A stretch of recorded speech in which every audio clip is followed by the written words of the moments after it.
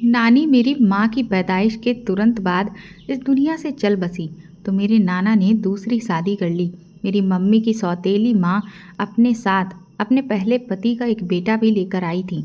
Mummy लोग तीन बहनें थीं, उनका कोई भी भाई नहीं था। मेरे नाना एक गांव में रहते थे। अभी मेरी मम्मी सिर्फ 12 साल की ही थी जब मेरी मम्मी की दोनों बड़ी बहनों की शादियां हो गईं और मेरी मम्मी अकेली हो गई। मम्मी की सौतेली माँ उन पर बहुत जुल्म करती थी। नाना के सामने तो वो मम्मी को कुछ नहीं कहती थी, लेकिन जब नाना सुबह सवेरे खेतों पर काम करने चले जाते तो वो मम्मी को जगाती और चक्की पर आटा पीसने के लिए बैठा देती थी। क्योंकि मम्मी कम उम्र की थी तो वो आटा पीसते पीसते बहुत तंग आ जाती थी। तो मम्मी की सौतेली माँ मम्मी को बालों से पकड़ती और कहती कि अगर आज ये सारा आटा ना पिसा तो तुम्हें रोटी का एक निवाला भी नहीं दूंगी।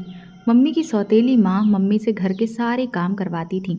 मम्मी को उस वक्त ही सुकून के पल नसीब होते थे जब नाना घर पर होते थे। मम्मी ने कभी भी नाना को ये नहीं बताया कि मम्मी की सौतेली माँ उन पर किस कदर जुल्म करती हैं। मम्मी की बड़ी बहनें मम्मी को अपने बच्चों की तरह ही प्यार करती थीं। उन्हें मालूम था कि उनकी सौतेली माँ उनकी बहन के साथ किस कदर जुल्म करती है, लेकिन वो करती भी तो क्या करती, क्योंकि कुछ भी उनके हाथ में नहीं था। लेकिन मम्मी का सौतेला भाई वो बहुत अच्छा था। उसने कभी भी मम्मी के साथ बुरा सलूक नहीं किया था, बल्कि वो मम्मी से बहनों से भी बढ़कर प्यार करता था।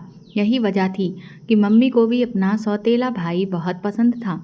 वो अक्सर अपनी माँ से मम्मी के साथ जुल्म करने की वजह से लड़ पड़ता था। मम्मी की सौतेली माँ को ये बिल्कुल पसंद नहीं था कि उसके बेटे का उसकी सौतेली बेटी के साथ अच्छा सलूक हो, क्योंकि मम्मी की शादी बचपन में ही मम्मी के मामा के बेटे के साथ तय कर दी गई थी। तो मम्मी की सौतेली माँ अक्सर नाना से यही कहा करती थी कि जल्दी से काजल की शादी कर दो, मुझे इसके तौर तरीके अच्छे नहीं लगते। ये ना हो कि ये हमारा कल को मुंह काला करा के आ जाए। नाना को मम्मी की सौतेली माँ की ये बात बहुत बुरी लगी, लेकिन वो उस वक्त खामोश रहे। और एक दिन इसी तरह मम्मी की सौतेली माँ उन्हें बहुत मार रही थी। तो ये सब कुछ नाना ने देख लिया था, लेकिन उन्होंने उस वक्त कुछ नहीं बोला। और जब मम्मी की उम्र 16 साल हुई तो नाना ने मम्मी के मामा से बात करके जल्दी ही मम्मी की शादी उनके बेटे से करवा दी। मम्मी की शादी वाले दिन मम्मी का सौतेला भाई बहुत रोया और वो उनके साथ जाने की जिद करने लगा, लेकिन मम्मी की सौतेली माँ मम्मी के भाई को उसके साथ जाने से रोक रही थी। हालांकि उनके घर भी साथ साथ थे, कहीं दूर भी नहीं थे। जब मम्मी का सौतेला भाई ज़्यादा जिद करने लगा तो मम्मी के मामा नाना से बोले कि अगर ये लड़का इतनी ही जिद कर रहा है तो इसे भी हम अपने साथ ही ले जाते हैं। और फिर इस तरह से मम्मी का सौतेला भाई भी उनकी शादी के बाद उनके साथ में ही आ गया था। मेरी माँ की सौतेली माँ यानी कि मेरी नानी मम्मी के भाई को लेने के लिए उनके घर आई, लेकिन उसने अपनी माँ के साथ जाने से साफ मना कर दिया। वो बोला कि मुझे तो काजल दीदी के साथ ही रहना है। मम्मी की सौतेली माँ मम्मी के भाई को ज़बरदस्ती अपने घर ले गई। उनका सौतेला भाई अपनी माँ से छुपकर मम्मी से मिलने उनके घर आता, क्योंकि उनकी सौतेली माँ को किसी भी तौर पर यह मंजूर नहीं था कि उनका बेटा मम्मी से मिले। उनके लाख मना करने के बावजूद भी मम्मी का भाई उनसे मिलने के लिए रोज़ाना मम्मी के घर पहुंच जाता था। अभी मम्मी की शादी को कुछ महीने ही गुजरे थे कि मेरे नाना 4 धाम की यात्रा के लिए निकल गए और फिर वहां अचानक ही उनकी तबीयत इतनी ज़्यादा खराब हो गई कि फिर बचने की कोई उम्मीद ही नहीं रही। जब नाना को वापस लाया गया तो उनकी आखिरी सांसें चल रही थीं। मम्मी मेरे नाना को देखकर बहुत रोईं। उन दिनों मम्मी और उनकी बहनों ने नाना की खूब देखभाल की। वो सारा सारा दिन नाना के पास रहती और शाम को वापस घर आ जाती। एक रात जब मम्मी वापस आईं तो उन्हें कहीं भी सुकून नहीं आ रहा था। वो एक अजीब किस्म की बेचैनी से परेशान थी। मम्मी के परिवार से कुछ देर बाद मम्मी का सौतेला भाई उन्हें बुलाने आ गया। उसने बताया कि नाना भी इस दुनिया में अब नहीं रहे। ये सुनना ही था कि मम्मी चिल्ला चिल्ला कर रोने लगी। एक तरफ तो वो नाना के जाने का दुख मना रही थी, तो दूसरी तरफ ये परेशानी थी कि अब मम्मी की सौतेली माँ उनकी बाकी की बहनों के साथ मेल जोल ख़त्म कर देंगी। नाना के निधन के बाद मम्मी को जिस बात का डर था वही हुआ। मम्मी की सौतेली माँ ने मम्मी लोगों को सख्ती से मना कर दिया कि अब उनका नाना के घर से कोई लेना देना नहीं। क्योंकि बाकी सारी जायदाद मम्मी और उनकी बहनों के नाम पर थी और घर नाना ने मम्मी की सौतेली माँ के नाम कर दिया था। इसीलिए मम्मी और उनकी बहनों का उस घर में आना जाना पूरी तरह से बंद कर दिया गया। भगवान का लेकिन करम ऐसा हुआ कि नाना के निधन के कुछ दिन बाद ही अचानक मम्मी की सौतेली माँ को हार्ट अटैक आया और फिर वो भी इस दुनिया से चल बसी। मम्मी की सौतेली माँ के दुनिया से चले जाने के बाद उनका सौतेला भाई इस दुनिया में बिल्कुल अकेला रह गया। मम्मी के अलावा ऐसा कोई भी नहीं था जो उसकी देखभाल करता, क्योंकि वो शुरू से ही मम्मी के साथ बहुत अटैच था। इसलिए मम्मी ने उस घर को ताला लगाया और बहते हुए आंसुओं के साथ अपने भाई को अपने घर ले आई। मम्मी अपने भाई से अपने बच्चों से भी बढ़कर प्यार करती थी।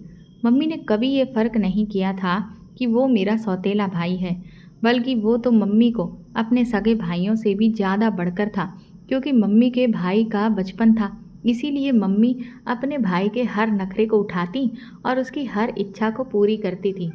यूं ही देखते देखते समय गुजरता गया और फिर भगवान ने मेरी मम्मी को 2 बेटियों से नवाजा। मेरी बहन का नाम मम्मी ने सीमा और मेरा नाम राखी रखा, जो मम्मी को बहुत पसंद था। वो हम दोनों बहनों से बहुत प्यार करती थी। मम्मी तो ज़्यादातर कामों में लगी रहती थी, तो मामा ही हमारी देखभाल करते। वो 1 मिनट के लिए भी हम दोनों बहनों को अकेला नहीं छोड़ते थे। उनके इस कदर प्यार की वजह से हम दोनों बहनें भी उनसे बहुत ज़्यादा अटैच हो गई थीं, क्योंकि मम्मी को अपने सौतेले भाई का बहुत सहारा था। जब कभी पापा कोई काम नहीं करते या किसी काम में वो लापरवाही करते, तो मम्मी वो काम मामा से कहती तो वो मिनटों में ही कर देते। उन्होंने कभी मम्मी को किसी काम के लिए इनकार नहीं किया था। वो हमेशा घर के कामों में मम्मी का हाथ बटाया करते थे और हमेशा मामा मम्मी से कहा करते थे कि दीदी आराम भी कर लिया करो, वरना बीमार पड़ जाओगी। और मैं नहीं चाहता कि माँ और पापा के गुजर जाने के बाद तुम भी मुझे छोड़कर चली जाओ। तो मम्मी उन्हें अपने साथ लगाती और प्यार करती और कहती कि मैं तुम्हें छोड़कर कभी नहीं जाऊंगी। मम्मी की शादी को 13 साल हो चुके थे। हम दोनों बहनें जो कि जुड़वा थीं, हम दोनों 12 साल की थीं। मामा हमसे काफ़ी बड़े थे। जैसे उन्हें मम्मी बहुत प्यारी थी, वैसे ही हम दोनों बहनों से भी उन्हें बहुत प्यार था। वो हम दोनों बहनों को 1 मिनट के लिए भी अपनी आंखों से ओझल नहीं होने देती थी। हमें भी मामा की आदत हो गई थी। हम दोनों तो उनके बगैर खाना भी नहीं खाती थीं। मामा हमसे इतना बड़े होने के बावजूद भी हमारे साथ बच्चों की तरह खेलते थे। वो हमारी हर खुशी का ख्याल रखते। अगर कभी हम बीमार पड़ जाते तो वो मम्मी से भी ज़्यादा हमारी फिक्र करते थे। लेकिन पता नहीं, कुछ दिनों से अब मामा में बहुत बदलाव आ गया था। वो ना तो हमारे साथ खाना खाते और ना ज़्यादा हमसे बातचीत करते थे। अगर कभी हम दोनों बहनें मामा से ये कहती कि अब ना तो आप हमारे साथ खाना खाते हैं, ना ही खेलते हैं, तो मामा जो कभी हमारे साथ इतनी नरमी से बात करते थे, उनका अंदाज इस कदर कड़क होता कि हम दोनों बहनें डर जातीं। मम्मी पापा ने भी इस बात को बहुत नोटिस किया। मम्मी ने कई बार मामा से पूछा कि राजीव, आखिर बात क्या है? तुम क्यों इतने चिड़चिड़े हो गए हो? तुम किसी से सीधे मुंह बात ही नहीं करते। तो मामा एकदम से बड़ा गुस्से में बोले, दीदी, क्या मेरी खुशियों पर मेरा कोई हक नहीं है? मेरी खुशी सिर्फ इसी में नहीं है कि मैं आप लोगों को खुश रखूं और आप लोगों का नौकर बनकर रहूं। मम्मी मामा का ये रूप देखकर बहुत हैरान हो रही थी कि वो भाई जो उन्हें अपनी जान मानता था, अब वो उनके सामने कैसी बात कर रहा था। मम्मी को कुछ भी समझ नहीं आ रहा था कि आखिर मामा के ऐसे बात करने की वजह क्या है। मम्मी हैरानी से मामा की तरफ देखने लगी तो मामा गुस्से से उठकर बाहर चले गए। हम दोनों बहनें भी वहीं कोने में खड़ी थीं। मम्मी ने हमें अपने पास बुलाया और अपने गले से लगाते हुए बोली, राखी, सीमा, तुम लोग फिक्र ना करो। पता नहीं तुम्हारे मामा को किस बात का गुस्सा है। उनका गुस्सा लेकिन जल्दी ही ठंडा हो जाएगा। वो जब घर वापस आएगा तो मैं उससे फिर बात करूँगी। पता नहीं क्यों आजकल उसका दिमाग खराब हुआ पड़ा है।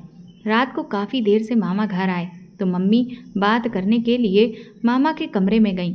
मामा मम्मी के साथ इस कदर ऊंची आवाज़ में बोल रहे थे कि वो आवाज़ें हमारे कमरों तक आ रही थीं। कुछ देर के बाद आवाज़ें आना बंद हो गईं। जब मैं और सीमा कमरे से निकलकर बाहर आए तो हमने देखा कि मम्मी मामा के कमरे से बहुत दुखी होकर बाहर आईं। वो खुद से बेखबर चल रही थीं। मम्मी की हालत देखकर ऐसा लग रहा था जैसे मम्मी ने कोई बहुत बड़ी टेंशन ले ली हो। हम समझ गए कि ये सब तो मामा का किया धरा है। उस दिन के बाद से मम्मी का ब्लड प्रेशर बहुत हाई रहने लगा और वो खामोश रहने लगी थी। वो किसी से कोई बात नहीं करती थी। पापा के लाख पूछने पर भी मम्मी ने कुछ भी नहीं बताया कि उनके और मामा के दरमियान क्या बात हुई और वो क्यों इतना परेशान रहती हैं। जब कभी पापा मम्मी से पूछते तो वो बात को टाल देती, कहती कि मेरी तबीयत ठीक नहीं रहती है, इसी वजह से मेरा ज़्यादा बोलने को दिल नहीं चाहता।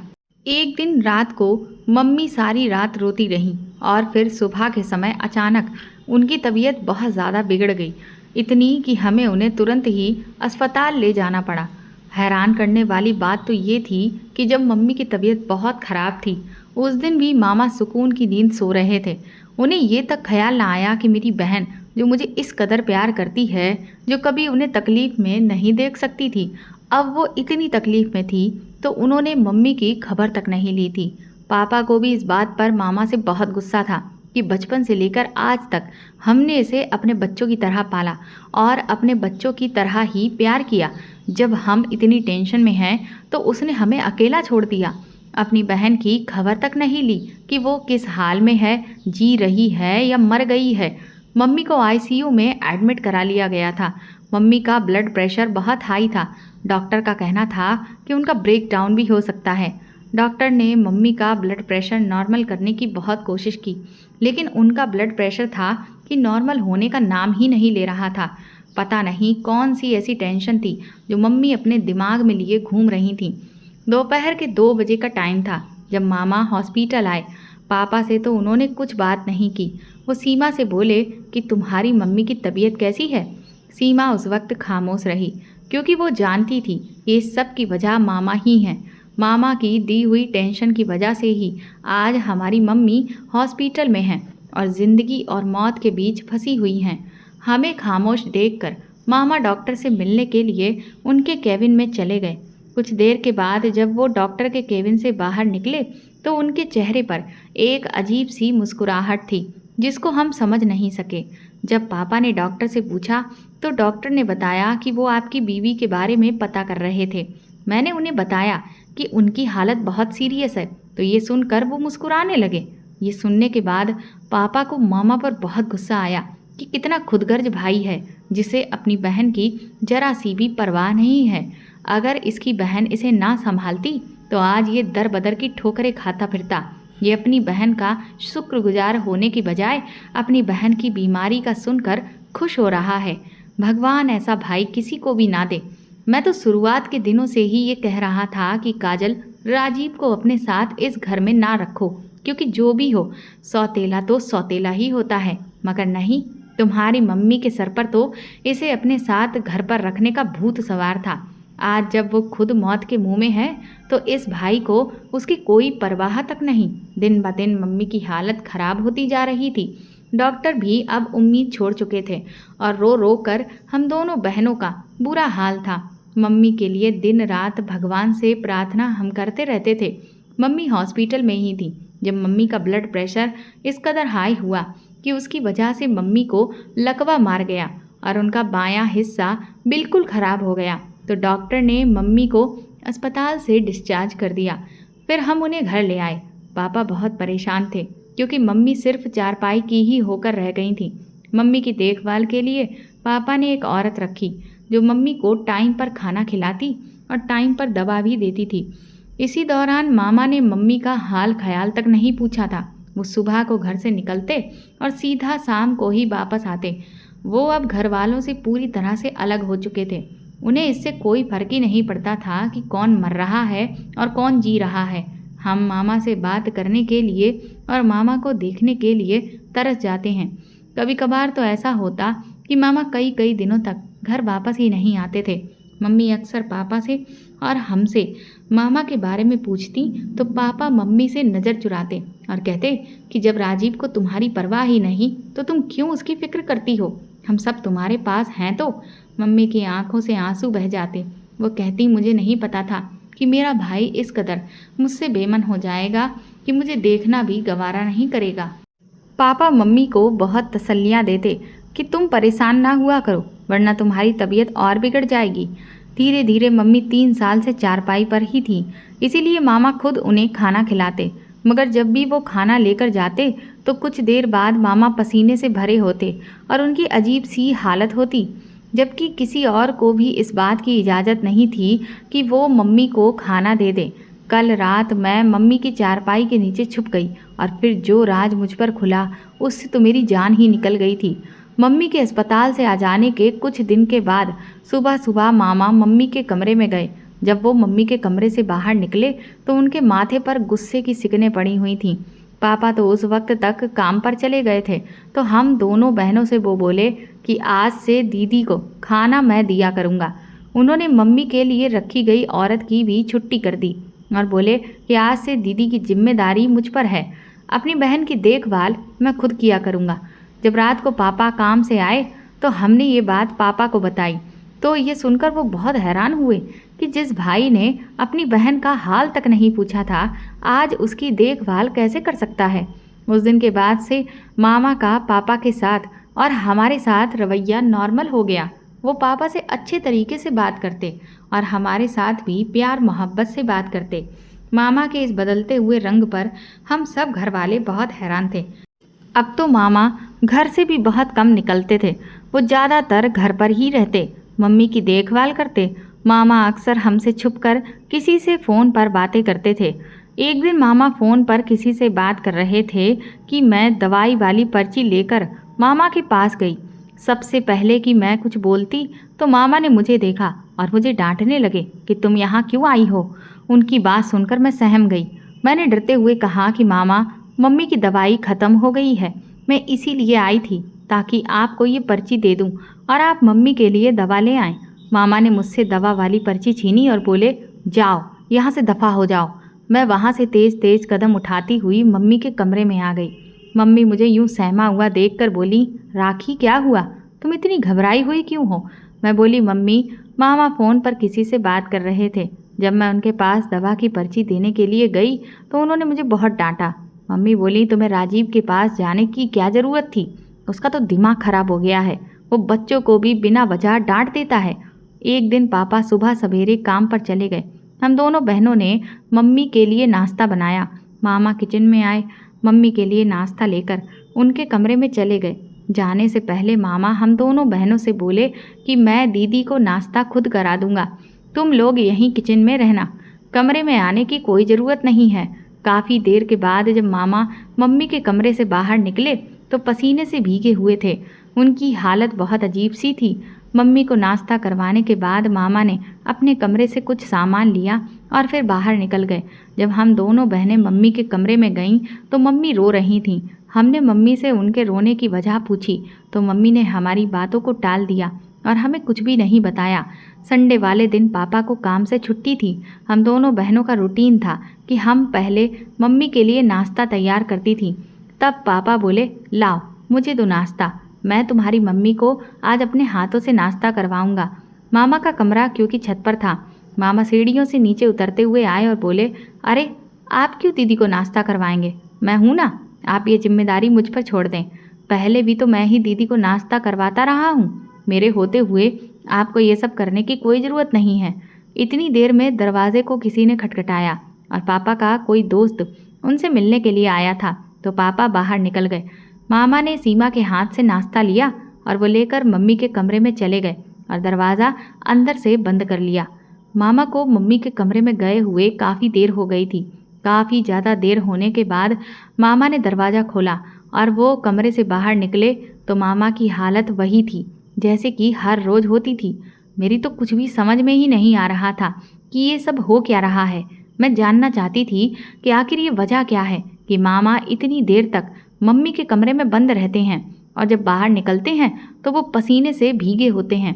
उनकी हालत अजीब सी होती है। मैंने सच पता लगाने का फैसला किया कि मैं किसी न किसी तरह से ये पता लगाकर ही रहूँगी कि आखिर मामा इतनी देर तक मम्मी के कमरे में करते क्या हैं और उनकी हालत इस तरह से अजीब सी क्यों होती है। मैं बस मौके की तलाश में थी। ये काम आसान तो नहीं था, लेकिन छुपकर पता लगाया जा सकता था। मैं सोचने लगी कि आखिर मैं क्या करूं और कैसे पता लगाऊं। और फिर मेरे दिमाग में ये भी था कि अगर मामा को पता लग गया तो वो बहुत गुस्सा होंगे और मुझे डांटेंगे। एक दिन जब मामा नाश्ता लेने के लिए किचन में गए तो मैं जल्दी से किचन से निकली और मामा के पीछे से होती हुई फटाफट से मम्मी के कमरे में चली गई ताकि मैं सच्चाई का पता लगा सकूं। मैं मम्मी की चारपाई के नीचे छुप गई। कुछ देर के बाद मामा अपने हाथ में नाश्ते की थाली लिए कमरे में आए। उन्होंने अंदर से दरवाज़ा लॉक कर दिया। मेरे दिल की धड़कन तेज हो गई कि पता नहीं मामा क्या करने वाले हैं। मुझे ये भी डर था कि कहीं मामा को पता ना चल जाए कि मैं चारपाई के नीचे छुपी हुई हूँ। अगर मामा को पता चल जाता, जो कि मैंने उस दिन देखा था, हम सब घर वाले तो यही समझते थे कि शायद मामा का रवैया मम्मी की तबीयत खराब होने की वजह है और अब सब नॉर्मल हो गया है। मगर हम सब गलत थे। मामा तो ये सब किसी बहुत बड़े मकसद के लिए कर रहे थे। मम्मी की देखभाल तो बस एक दिखावा था जो कि वो कर रहे थे। अफसोस तो मुझे इस बात पर था कि मम्मी ने सब कुछ जानते बूझते हुए भी पापा और हमसे ये सब कुछ छुपाए रखा। पता नहीं वो ये सब किसी नुकसान से बचने के लिए कर रही थीं या कि वो अपने भाई को खोना नहीं चाहती थीं। मामा ने मम्मी को खाना खिलाया और खाना खिलाने के बाद मामा ने जेब से कुछ कागज़ निकाले और मम्मी से बोले कि दीदी, आज मैं फिर तुमसे आखिरी बार कह रहा हूँ कि इन कागज़ों पर दस्तखत कर दो। अगर आज तुमने ऐसा नहीं किया तो मैं हमेशा हमेशा के लिए आप सब लोगों को छोड़कर चला जाऊँगा। मेरी खुशियों की खातिर तुम इतना तो कर ही सकती हो। मामा मम्मी का हाथ पकड़कर उनसे दस्तखत करवाने की कोशिश कर रहे थे। मम्मी बार बार अपना हाथ पीछे हटा लेती थीं। उस दिन तो जैसे मामा ने भी ठान रखी थी कि वो मम्मी से दस्तखत करवा कर ही रहेंगे और फिर ऐसा ही हुआ। उन्होंने ज़बरदस्ती मम्मी से उन कागज़ों पर दस्तखत करवाए और चले गए। मैं चाहते हुए भी कुछ ना कर सकी और ये सब देखती रही। मैं नहीं जानती थी कि वो किस चीज़ के कागज़ हैं जिन पर मामा ने मम्मी से दस्तखत करवाए। मामा के जाने के बाद मैं चारपाई के नीचे से निकली और मम्मी से लिपट गई क्योंकि मम्मी उस समय बहुत ज़ोर ज़ोर से रो रही थीं। जब पापा घर आए तो मैंने सारा मामला पापा को बताया। जब पापा ने मम्मी से उन कागजातों के बारे में पूछा तो मम्मी ने सारी सच्चाई बता दी कि कोई लड़की राजीव के पीछे पड़ी हुई है और वो ये चाहती है कि मेरे पापा का मकान और सारी जायदाद उसके नाम पर कर दें तो वो राजीव से शादी करेगी। राजीव उसके पीछे पागल हुआ फिर रहा है, इसीलिए उसने ज़बरदस्ती मुझसे कागजातों पर दस्तखत करवाए और चला गया। मम्मी पापा से बोली, भगवान के वास्ते जब राजीव आएगा तो तुम उससे कुछ मत कहना। अगर मेरे भाई की खुशी इसी में है तो मैं खुश हूँ।